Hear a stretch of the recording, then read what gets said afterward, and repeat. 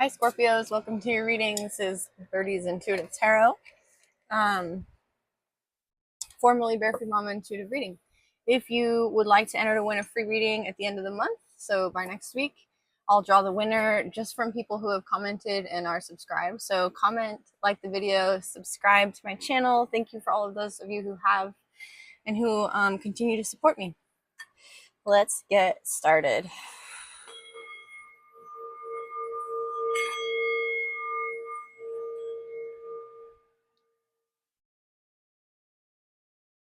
So tonight is the black moon. It's a new moon. It's the second new moon in a month is the definition of a black moon. And I think it's in Pisces. So Pisces is all about dreaming, vision, the astral, the ethereal. And then we have, it's a new moon in Virgo. And then the full moon is going to be in Pisces. Then we have Pisces energy coming up while we're entering into Virgo season. So this time period is all about like eclipsing out things from the unconscious that are like having you seek approval from others. So this week was a doozy, at least personally for me. And then regarding your reading from last week, there was an apology potentially coming in or warranted from another person for their behavior. You may have had some falling out with people this last week. You may have been experiencing just things falling away, like kind of a review or reflection of what is not working for you, what connections aren't working for you. And a lot of the energy, like I was personally experiencing this week and what was coming up as I was meditating on this reading was that, you can really like and respect somebody and still not vibe with them. And same vice versa. You can maintain respect without needing to, be best friends, or without really needing to work together at all. So I don't really know why specifically that's coming through. Maybe that is going on for some of you, or it's part of the astrology. I'm not an astrologer, I'm a tarot card reader. So let's get into it. Spirit, please protect this reading. Send negative energy back to sender, transmuted tenfold, for the greatest good of all and harm to none. Archangel Michael, please bring clear, concise messages through for this reading to my Scorpio collective. Mother Mary, please bring compassion to those messages. And Kali, please cut energetic ties to entities or energies no longer serving our highest good. Amen, amen. So would it be. Jai Ma Kali. So fair warning, the black moon is tonight and my black moon is in Lilith. So there's probably going to be some like strong feminine cutoff energy through this reading. And it's just because it's coming through me. Maybe not. We'll see. What do we need to do to know, Scorpio collective? Courage. Courage is the thunder of our beings, arousing and transforming us. It enables us to tap into an energetic wave with conviction and certainty. We then see each obstacle as an opportunity in disguise. The masters use fear to motivate them rather than paralyze them. They view challenges as a way to manifest a will rather than a wound. Take the risk. Don't forfeit potential that is waiting in the wings to be discovered. Bravery leads to the grandeur that was once a dream. Cœur in French means heart. If one follows their heart, they will more often than not find their courage is not far behind. We derive strength and power from knowing that if we do not feel fear, we cannot feel brave. Truth be told, the best hearts are forever the bravest. Courage is not blindly overlooking that which is dangerous, but in studying and conquering it. Interesting. I had an encounter with a rattlesnake last week, and there's a rattlesnake rattle here. There's another right next to this fan that's blowing. You might be hearing it. It's just hot in here. But one thing that occurred to me about this rattlesnake was that it was just passing through, doing its own thing. It's not coming through to hurt anybody, and that really what ends up creating a situation where reactivity occurs, or where, not the best outcome occurs is when we react with fear. So let's see. What do you need to have courage about this week, Scorpio? Yourself? Oh, wow. Death. Whoa. Okay. So you're needing to have courage to fully step into you, fully step into becoming yourself. What is in the past? The Hangman reverse. You're moving forward. You came unstuck in some sort of energy. We'll look into that. And then what is the outcome? The Devil reversed. Nice. So the Devil did come out in your reading last week. Just basically as a, I think as a warning for like toxic connections or ties to other people more than your own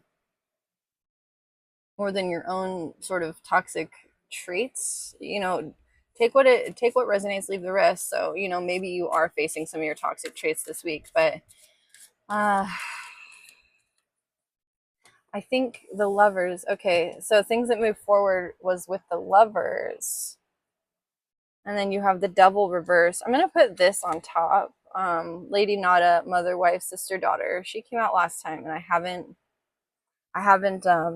shuffled that deck since she was last revealed. But there's nothing happens for no reason. It's not a coincidence. So you might be stepping into a love connection where you are going to become a mother or a wife or a sister or a daughter, or you might be in a love connection with somebody who is a mother already to like a new, like you might be stepping into a love connection with somebody who's a parent or is very nurturing. You may also be Knight of Pentacles, Ace of Pentacles reverse.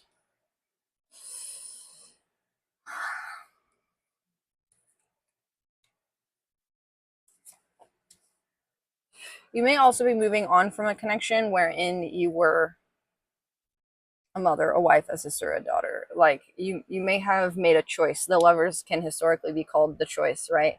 You may have made a choice to like move on from a role wherein you're identified as the nurturer into one where you are sort of planting seeds for your own health, your own well-being. Like if you're a giver, an overgiver, a nurturer, you might be stepping into the realization that you've been giving, nurturing as a way to avoid having to step into your own power. And with the Three of Swords here, you may have recognized like that's a form of codependency. You may have recognized that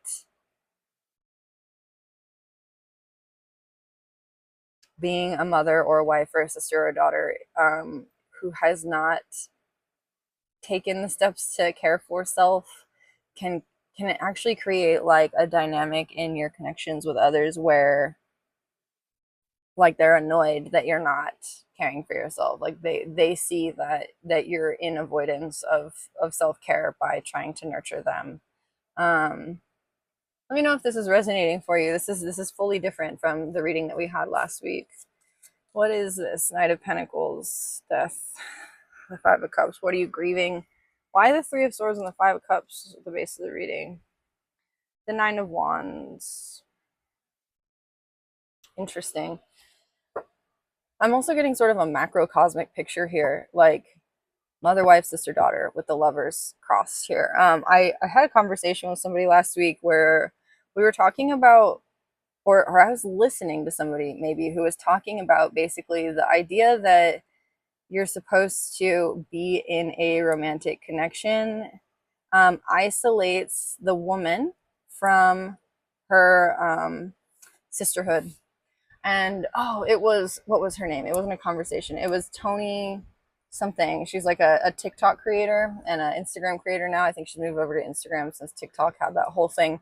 But she was talking essentially about how women who stick together can maintain a certain power, a really incredible power. In fact, women's cycles sync up when we're together.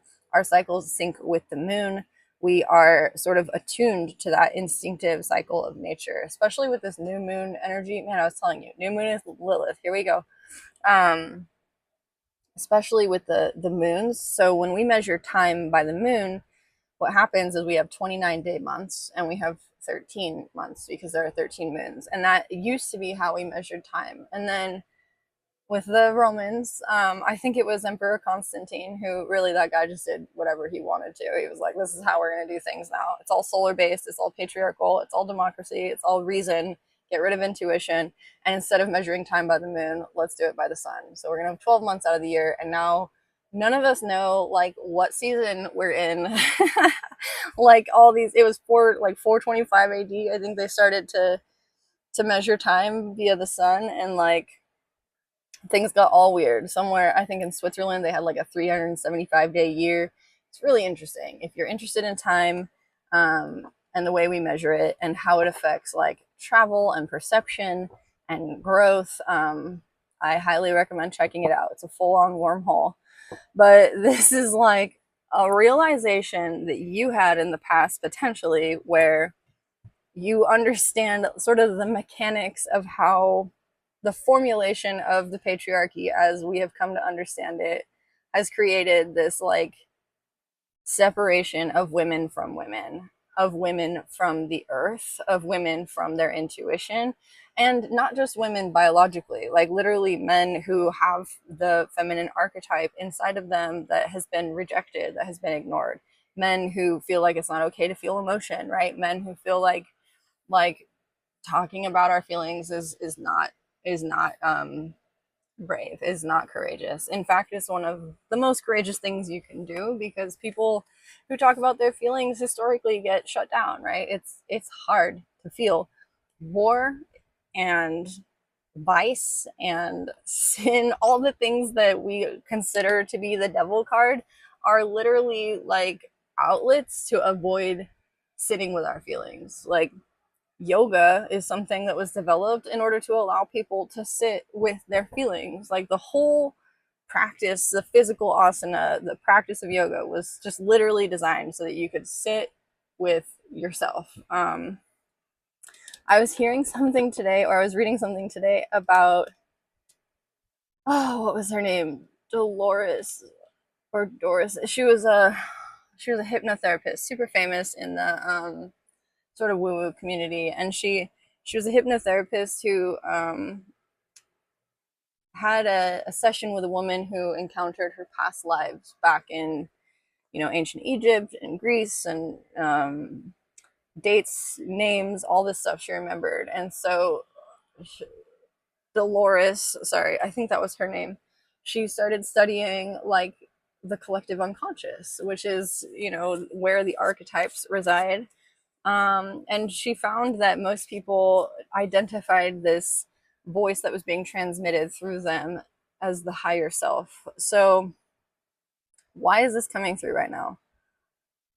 I think that you have connected with the unconscious, the hangman reverse, in such a way where you're understanding that the feminine archetype that moves through us into the present world, she's both identified with Mother Nature as well as our intuition, as well as the health of our bodies, right? And there's something where you're wanting to plant seeds for the future to understand this, to bring a new emotional beginning to the star, the feminine archetype, entirely, a new emotional beginning for wish fulfillment for future generations. And this is an undoing of materialism. It's an undoing or a reevaluation of how we view abundance or how we view nurturing. So what is all this circular like knowledge or idea, like what is this all circulating around? The idea is that we're going back to that Tony lady. The woman in the typical family dynamic as it's been practiced by current like patriarchal values, right, is given to a man, and separated from her feminine coven, basically, or her connection to other women. And what this does is it isolates her, and it brings her into a place where she is subject to his laws, and she is alone, and she may not be able to escape. She might be afraid, she might be coerced. I'm seeing that because of the Five of Cups and the Nine of Wands with the heartbreak card here under this lover's mother, wife, sister, daughter. In your own archetypal consciousness, you have done away with this idea of like, I'm not going to harp on trad wives, but of trad wife consciousness. I think if you want to be a traditional wife and that's your role, that's freaking awesome. That's amazing. No, like, no sweat there. Also, though, in traditional wife, like trad wife old traditions, right? Like, men went out to hunt and women were home taking care of the village and the kids, right? So like there is connection among other women in the trad wife like archetype. So I think what's going on, whether you're a man or a woman, is that you are reevaluating your relationship with nurturing and what it means to be nurtured. And the foundation of this is primarily emotional. You may have in the past required material security to feel nurtured. And you are now instead requiring emotional security to feel nurtured. You aren't putting up with gaslighting. You're not putting up with people who like project their emotions onto you. You're not it's like you're holding space, but you're also like, okay, I forgive you and stay away, right? Like I am protecting my peace. You're protecting your peace and forgiving others, but not at the cost of your own emotional integrity, if that makes sense. The star is wish fulfillment. What is this wish fulfillment? Nine of Cups reverse with the devil reverse can mean like undoing toxic patterns around, especially like alcoholism or drinking. You may have been undoing patterns from alcoholism in your family. And the Nine of Pentacles reverse. You may also be sort of stepping into an awareness that doing things on your own is not like, it's not all it's cracked up to be, if that makes sense. Like you've continuously come up in your Empress energy, Nine of Pentacles energy, and here it's reversed with the Nine of Cups reversed. It's almost like by the time we get to the Hermit, right, which is Virgo, the number 9, we've come into connection with our own alignment, our own connection to our higher self. But as you've become more connected to your higher self, there's this feeling of like, well, I'm kind of alone, like I'm kind of on my own, or I'm kind of like just doing my own thing, and it feels a little bit lonely. In you know, the enlightenment process, which is a cyclical one. It's interesting that the Nautilus is here on top of this star. We come into this awareness of the self as sort of a part of a bigger consciousness, right? Aloneness becomes all oneness. And I tell people when we go through the sound baths and I talk about like reaching that awareness in the seventh chakra, that as human beings, we need to sort of come back to a grounded perspective where we're in our physical self, where we're in our senses, where we are reminded of what it means to live as a spiritual being in a physical body, and the importance of being able to convey what is unsaid into something that is usable information, essentially in order to avoid that enlightenment becoming not enlightenment but like a psychotic break. You know, like there's a need to be able to integrate it back into the world of society in order for the wisdom gained in the hero's journey to the other side to be usable. And I think your Page of Cups has shown itself twice now, so I'm going to let that come out. I think you're having this realization that what is being asked of you is to take this heavy burden of like some like maybe highfalutin spiritual concept, bring it into the physical. And that starts by being able to sit with the emotions. And as you sit with the emotions, I feel like your Six of Cups, Page of Cups, you're having some nostalgia. It's undoing this feeling of like being a victim of circumstance.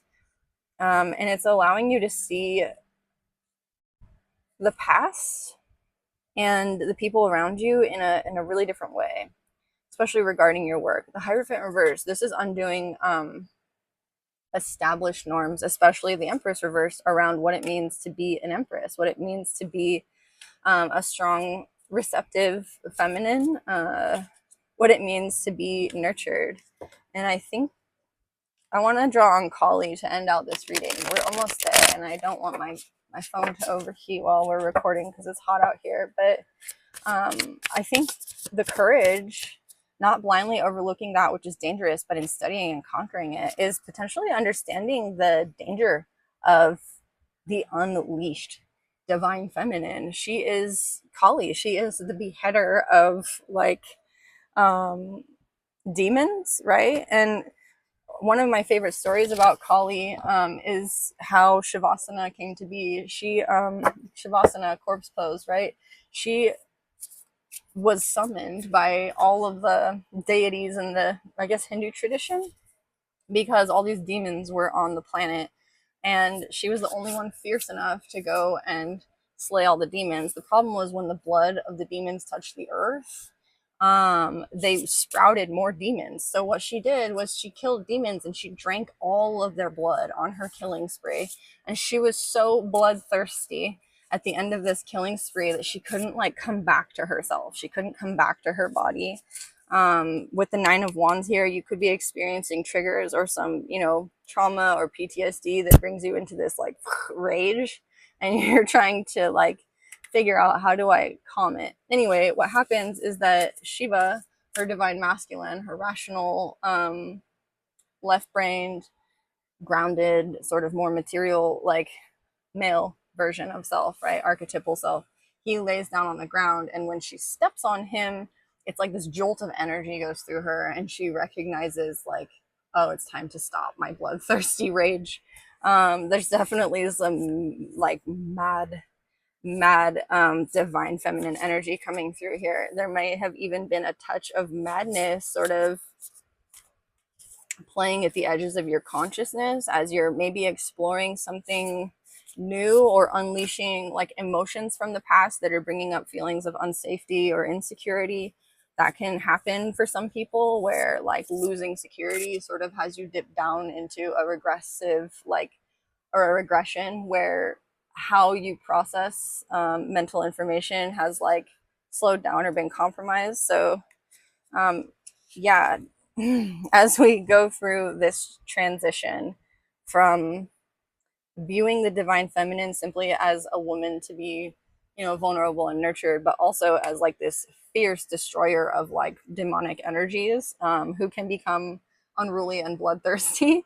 We're gonna draw on the Kali yantra. This is what came up for you.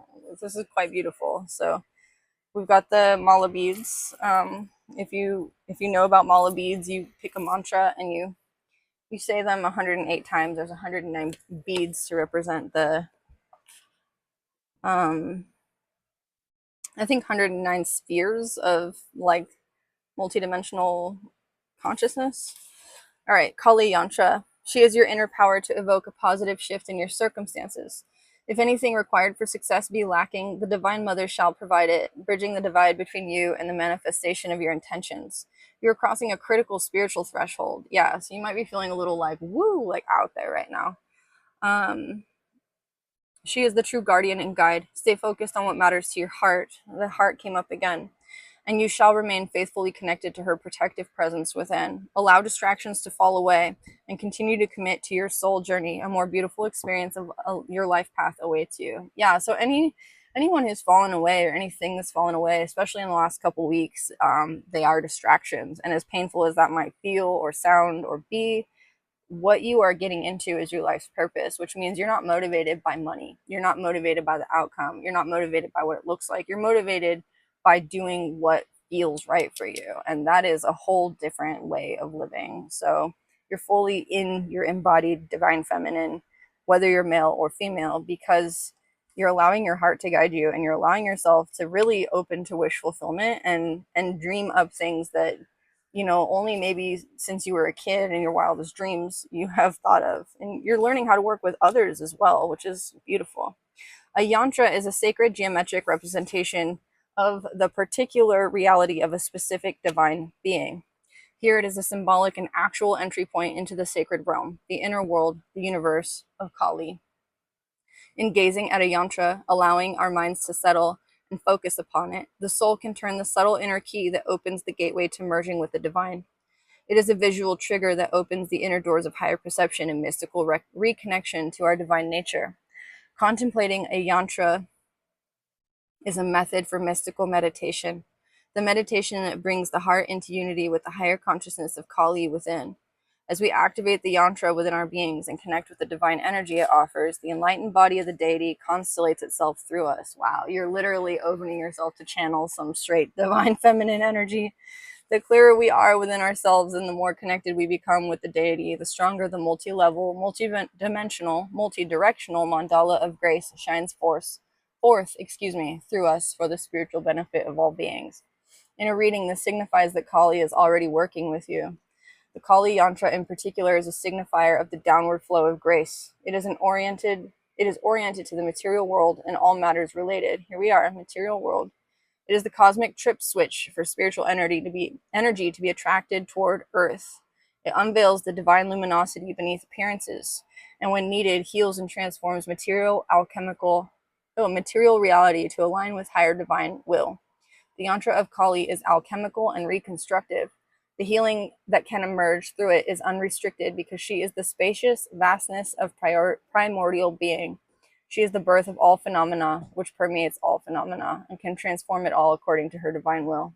In a reading, this indicates a transformation of a physical concern, so it aligns with the spiritual will of the universe. If you've been feeling weak or vulnerable, remember that you are a powerful divine being. You do not need to act from fear. Instead, trust the inner guidance of the heart as to how and when you act. Finally, this oracle is a notice of supreme protection. If you suspect that you have been the subject of negative energy, work, or projections from others, that you are being blocked or sabotaged intentionally or otherwise, the oracle of Kali yantra is the medicine of clearing and protection that shall nullify the effect. There is no need to dwell upon negative workings of power, nor be intimidated by worldly authority. Place your faith in the ultimate power of the divine. Woo! So here, if you want to use the mantra for your for your beads, your mala beads, it is Om Krim Kali Kayai Namaha. So that is like the